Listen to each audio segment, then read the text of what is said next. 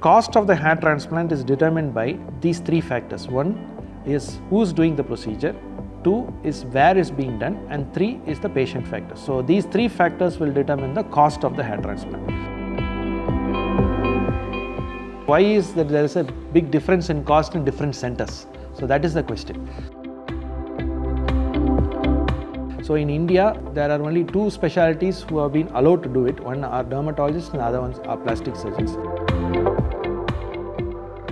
It's a minor procedure actually, but it should be done like any other surgical procedure. So it requires all kinds of precautions to be taken. A theatre setup is generally more advisable to do a hair transplant because of the sterility aspect as well. There is a clean zone, there is a semi-sterile zone, there is a sterile zone, and then the theatre comes. We usually put an IV line on all the patients. So they ask the question, why is this IV line there?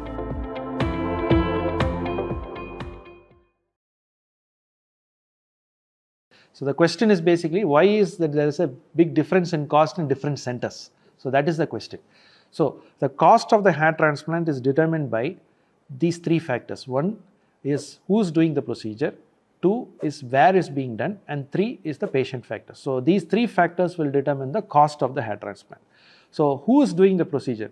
If the person is a doctor, if he is a doctor, he should be a person who is qualified to do the hair transplant. So in India, there are only two specialties who have been allowed to do it. One are dermatologists and the other ones are plastic surgeons.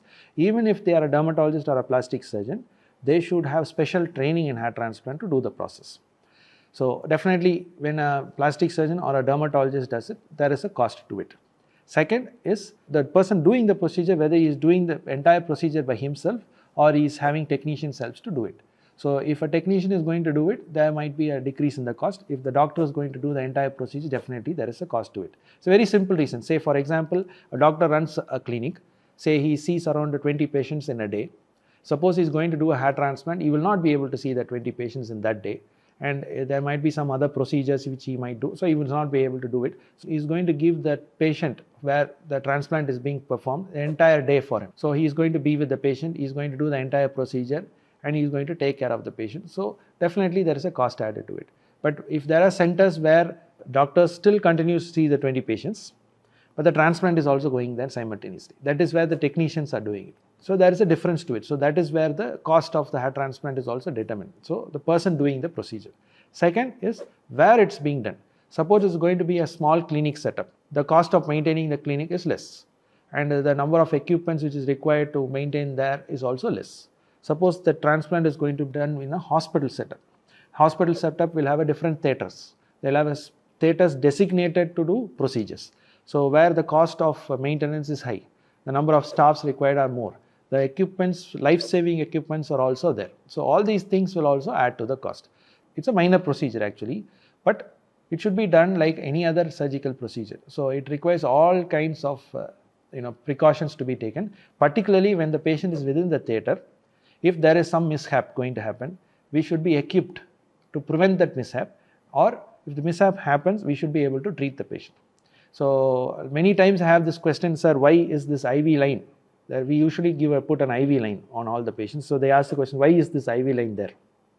So that IV line is like a seat belt for him. So you are driving the car, all cars come with good seat belts and good airbags, but if you don't put the seat belt, airbags are not going to get deployed. So when you have this IV line, so if anything happens inside the theatre, we should be able to give certain life-saving drugs too.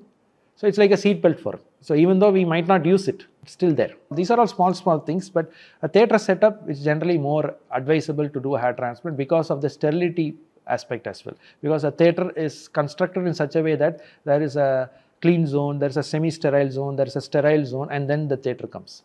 Whereas if it's a clinic setup, once you open the door, the theatre is there.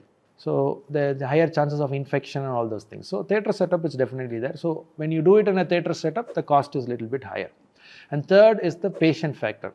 How many grafts we are going to use for the patient, that determines the cost. Some patients will require more grafts, some patients will require less grafts. So we usually go by grafts. So these many grafts, this is the charge. So that is how we calculate. So that also determines the cost. So putting all these three things together, it's very safe. If doctor does the procedure, the doctor is a qualified dermatologist or a plastic surgeon who's got a special training in hair transplant, and if it is done in the theatre setup with all the surgical sterility protocols in place and all the life-saving equipments in place, and if it is done with proper planning, so that we can actually calculate how many grafts is actually required for the person. So that is where the planning comes in. So all these things put together will determine the cost of a hair transplant.